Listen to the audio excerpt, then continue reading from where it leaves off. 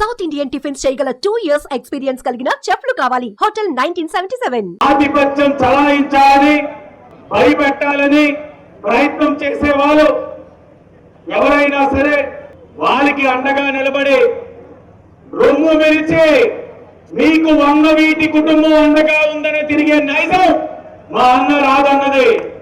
ఆయనే ఆదర్శం. తప్పకుండా ఆయన ఇచ్చిన స్ఫూర్తితో ముందుకు వెళ్తాం. బలహీన వర్గాల యొక్క అభ్యున్నతి కోసం కృషి చేస్తాం. అలాగే తెలుగుదేశం పార్టీ కార్యకర్త లేని పల్లె అనేది ఉండదు. సైకిల్, ఇంకొక ఓటు కమలం, 2 ఓటులకి వేసి ప్రజాస్వామ్యాన్ని కాపాడి ఎన్డీఏ కూటమికి మద్దతు ఇవ్వాలని మీ అందరినీ కూడా పేరు పేరుగా అభ్యర్థిస్తూ, పార్కులు డివైడర్లు కావాలా, ఉద్యోగాలు కావాలా, ఏది కావాలి గట్టిగా? నకిలీ మద్యం వద్దు. ప్రాణాలతో చెలగాటం ఆడుతా ఉన్నాడు. త్యాగం చేసి ఈ రోజున తనని తగ్గించుకుంటూ ఈ రోజు ఎందుకు ముందుకు వెళ్తా ఉన్నారు? రాష్ట్రం కోసం, రాష్ట్ర శ్రేయస్ కోసం ఆయన సంకల్పం ఏదైతే ఉందో, ఆయన ఆశయం ఏదైతే ఉందో, ఎక్కడా కూడా చెక్కు చెదరకుండా, ఎక్కడ ఉన్నా సైకిల్ ఉంటే గ్లాసు ఓట్లన్నీ సైకిల్కి, గ్లాసు ఉంటే అక్కడ ఓట్లన్నీ సైకిల్, కమలం ఓట్లన్నీ గ్లాస్ కి పడే విధంగా పవన్ కళ్యాణ్ గారి యొక్క నిర్ణయాన్ని మీరందరూ కూడా ఆమోదించాలి. అభివృద్ధి చేశామని చెప్పి అంటా ఉన్నారు. రంగులేసే గానీ అభివృద్ధి రాదు.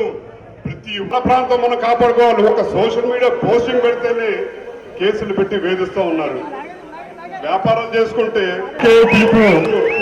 చేయి చేయి కలుపు, చేయి జారది గెలిపిన పిలుపుతోటి తప్పకుండా ఎన్నికల్లో ఇది ఒక కూటమి విజయం కాదు, ప్రజా విజయం కింద చూపించాలని చెప్పి కూడా మిమ్మల్ని అందరినీ కోరుకుంటూ, జనంతో కలిసి ఉన్నారని చెప్పని ఎన్నో ఇబ్బందులు పెట్టారు, కేసులు కట్టారు, సిఐడి కేసులు కట్టారు, లోపలేశారు.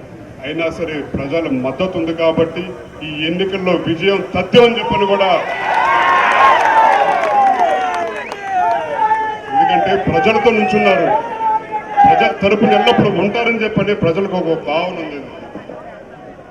తప్పకుండా మనందరం కలిసికట్టుగా నడవాల్సిన అవసరం ఉంది.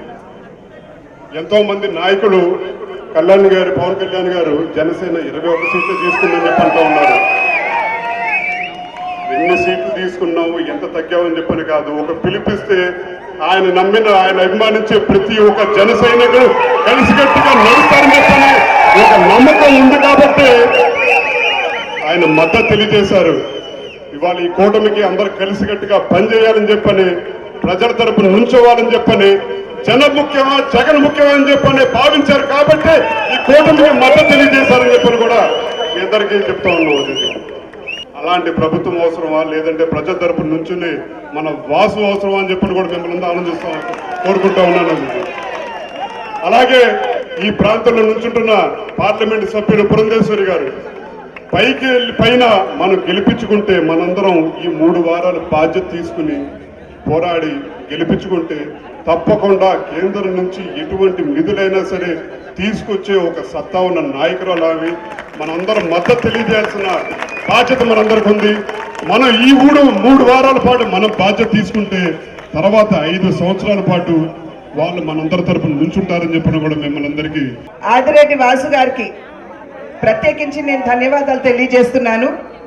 ఈనాడు సోదరులు వంగవీటి రాధా గారిని ఇక్కడికి పిలిపించి మాకు అండగా నిలబడే దిశగా అడుగులు తీసుకుంటున్నటువంటి సందర్భంలో వాసు గారికి నేను ప్రత్యేకించిన ధన్యవాదాలు తెలియజేస్తున్నాను. అదేవిధంగా వంగవీటి సోదరికి కూడా నేను ప్రత్యేకించి నా కృతజ్ఞతలు తెలియజేసుకుంటున్నాను.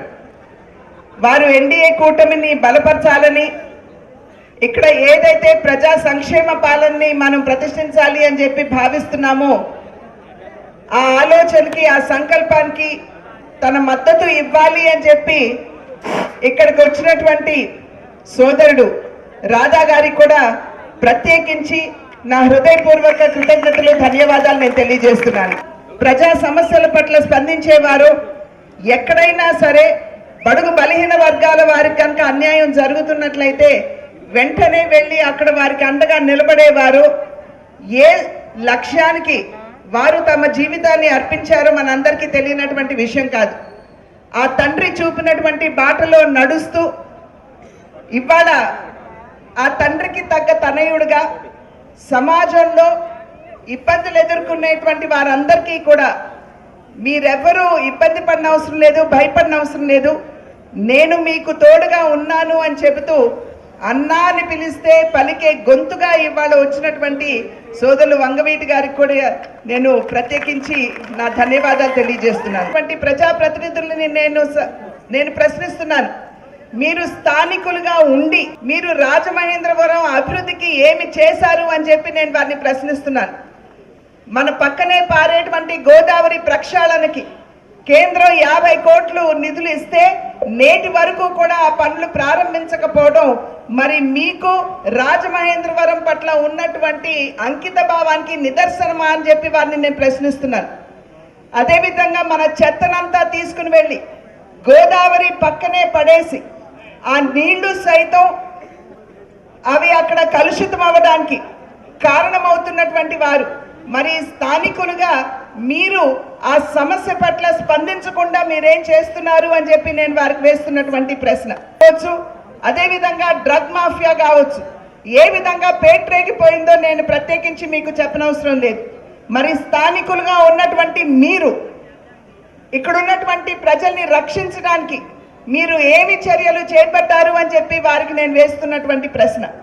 ఒక హ్యాపీ స్ట్రీటు లేదా 2 రోడ్లు వేసేసి ఇదే అభివృద్ధి అని చెప్పి చెప్తున్నారంటే నిజంగా అటువంటి ప్రజాప్రతినిధులు మనకు కావాలా అని చెప్పి నేను మీ అందరికీ వేస్తున్నటువంటి ప్రశ్న.